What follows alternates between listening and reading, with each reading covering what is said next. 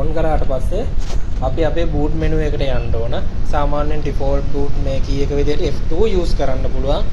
F2 හරි delete හරි තමයි එන්නේ. ඕගොල්ලන්ගේ use කරන motherboard එකේ motherboard එකට මේ boot key එක වෙනස් වෙන්න පුළුවන්. ඒ හින්දා ඔයාලා Google එකේ ගිහිල්ලා මේකේ මේ තියෙන key එක මේ type කරලා පොඩ්ඩක් බලන්න. අපි යන්න ඕන boot menu එකට.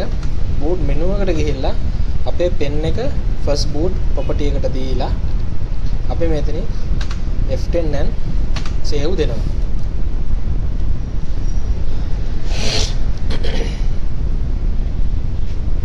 අපි දුන්නාට පස්සේ අපේ machine එක auto boot වෙනවා. pen එක අපේ boot වෙනවා.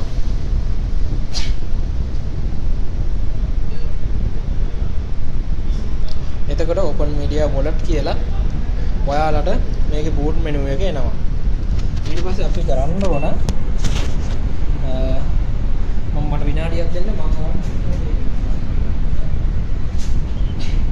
අපේ network cable එක මෙතන plug කරගන්න ඕන.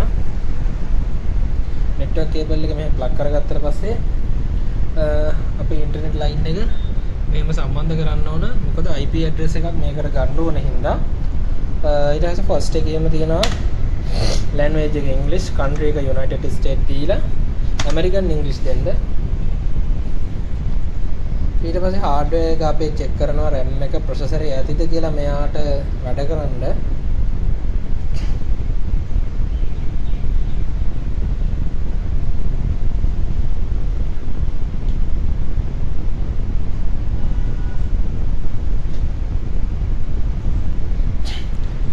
additional component වගේක් load වෙනවා. මේක මේ libraries වගේක් load වෙන්නේ.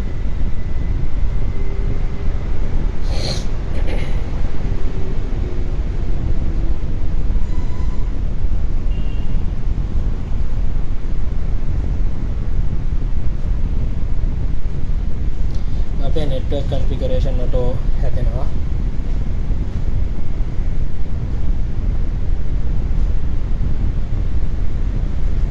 dynamic host control protocol setting එකක් හැදෙනවා.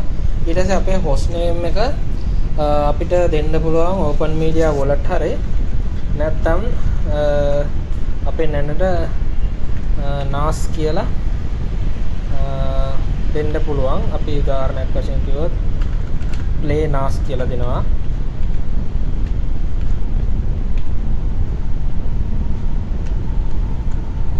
අපි දැනට මම NAS කියලා දෙන්නම්. domain name එක local ම දෙන්න. මේතනදී අපි අනිවාර්යයෙන්ම මේ password එක අපි මතක තියාගන්න ඕන. මෙතනින් අපිට root account එකකට root password එකක් ඉල්ලන්නේ. අපිට මතක තියෙන password එකක් දාන්න අංක 5ක විතර. මම දැනට මට මතක තියෙන password එක මම දානවා. ආයෙ පාරක් මේ password එක type කරන්න කියලා තමයි එන්නේ. ඊට පස්සේ අපි time zone එක දැනට East India දෙනවා.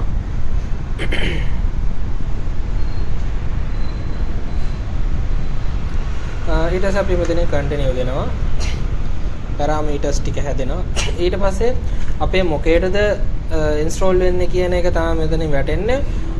මගේ මෙතනින් පෙන්නනවා මගේ 320 GB Hitachi hard එකයි ඒ වගේම අපේ boot කරලා තියෙන OS එක තියෙන pen එකයි. මම first එක දෙනවා අපේ Hitachi hard එක. ඊට පස්සේ ඒකට format වෙලා ඒකේ තියෙන document ටික files විදිහට copy වෙන්න ගන්නවා. මේ process එකේදී අනිවාර්යයෙන්ම අපේ අන්තර්ජාල සම්බන්ධතාවය තියෙන්න ඕන. මොකද මේ NAS කියන devices දුවන්නේ අන්තර්ජාලය හරහා. අපි අන්තර්ජාලය පාවිච්චි කරද්දී මේකේ මොකද registry වගේක් තියෙනවා copy වෙන්න, ඒ වගේම IP වගේක් තියෙනවා copy වෙන්න. ඊට පස්සේ අපිට සාමාන්‍ය normal network switch එකකට ගහලා මේක පාවිච්චි කරන්න පුළුවන්. ගොඩක්ම අපේ interface setting, ඒ කියන්නේ උදාහරණයක් වශයෙන් කිව්වොත් එහෙම අපේ මේ system එකේ setting හදන්න අනිවාර්යයෙන්ම අන්තර්ජාල පහසුකමක් තියෙන්න ඕන. මොකද මේක ඔටෝ සින්ක් වෙනවා එයාලා ක්ලවුඩ් වලට. ඒගොල්ලන්ගේ අප්ඩේට්ස් ගන්න අපිට ප්ලගින්ස් වගේ ගන්න මේ අනිවාර්යයෙන්ම මේක සම්බන්ධ වෙලා තියෙන්න ඕන. ඊට පස්සේ අපිට මේක FTP ෆයිල් ට්‍රාන්ස්ෆර් ප්‍රොටෝකෝල්ස් අපි හැදුවට පස්සේ ප්‍රශ්නයක් නැහැ. හැබැයි normal USB මේ network hub එකකට හරි network switch එකකට හරි ගහලා අපිට පාවිච්චි කරන්න පුළුවන්. හොඳම දේ තමයි network switch එකකට ගහන්න hub එකකට ගහන්න බෑ. identification නැතිව මේ fail වෙන්න පුළුවන් data transfer කරද්දී. දැනට system file save වෙනවා. මේක නිකන් Windows installation එකක් වගේ තමයි. Windows XP වල ආපු model එක වගේම තමයි මේක තියෙන්නේ. මේකේ මේ user interface එකක් නෑ. අපි කරන්න ඕන මේක web browser එකකින් තමයි අපි user interface එක අරගෙන අපි හදා ගන්න ඕන. ඊට පස්සේ අපි ආයෙ පෙන්වන්න ඕන මෙතන United States ඊට පස්සේ DB Debian ඊට පස්සේ මෙතන yes දෙනවා. මෙතනින් පෙන්වන DNS server එකක් auto select වෙනවා. මොකද මේකට updates ගන්න ඒ වගේම මේකේ recovery part එක කියන්නේ මොනවා හරි අපි data වගේක් දාලා recovery වුණොත් ඒ වගේම open media registry version එකක් විදිහට use වෙද්දී මේක අපිට අනිවාර්යෙන් DNS එකට සම්බන්ධ වෙන්න ඕන. ඊට පස්සේ මෙතනින් අපේ boot loader එක install වෙනවා. මේක අනිවාර්යෙන්ම ඕන boot loader එකක් අපි install වෙන්න ඕන.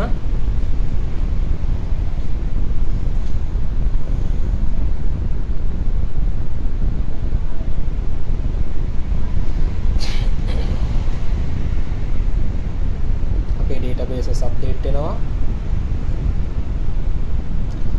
ඊට පස්සේ අපේ installation එක complete. දැන් අපිට boot කරන්න කියන hard එකෙන් අපේ system එක.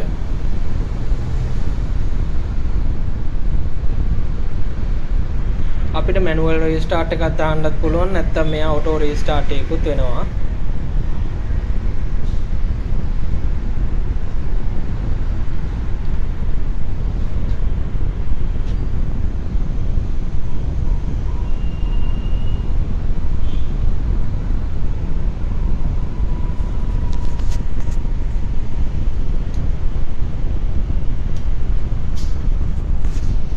අපි ආයේ F2 බටන් එක ඔබන්න ඕන. අපේ මැෂින් එක රීස්ටාර්ට් වෙද්දී අපි හાર્ඩ් එක දාන්න ඕන ෆස්ට් බූට් ඩිවයිස් එකට. අපිට පුළුවන් දැන් පෙන් එක ගලව ගන්න. මෙතනින් අපි පෙන් එක ගලව ගන්නවා. ඊට පස්සේ බූට් එකට ගිහිල්ලා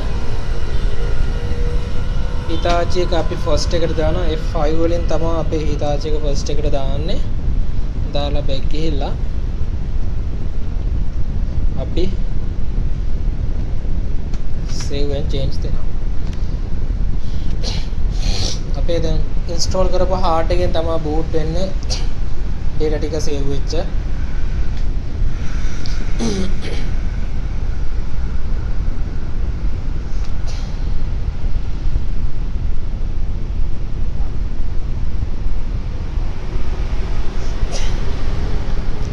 Debian GNU and advanced option for Debian GNU කියලා එනවා.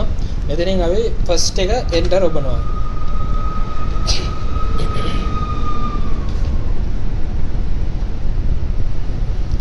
ඊට පස්සේ මෙතන installation එකක් යනවා, device read වෙනවා. ඊට පස්සේ තියෙනවා සාමාන්‍යයෙන් ඒගොල්ලන්ගේ drivers and plugins ඊට chipsets සම්පූර්ණයෙන්ම මේක ඇතුලෙන් install වෙනවා. USB ports කියවන්න ගන්නවා.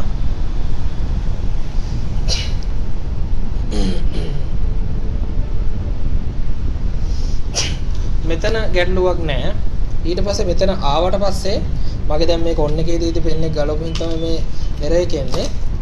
මෙතන පොඩි beep එකක් එක්ක මේ IP address එක තමා අපි use වෙන්නේ අපේ තියෙන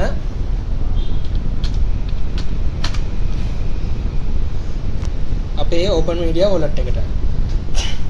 අපි ආයෙ මේක restart කරලා බලමු.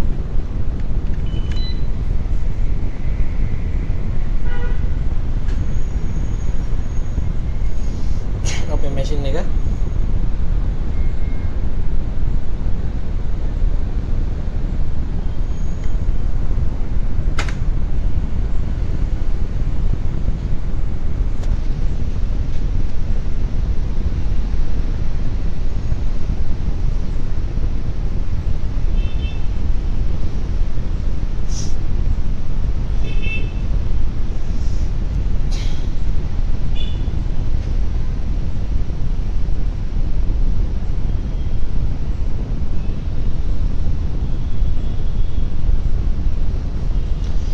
මේ මෙතන තියෙන IP එක අපිට use කරලා අපිට පාවිච්චි කර හැකි අපේ open media wallet එක log වෙන්න.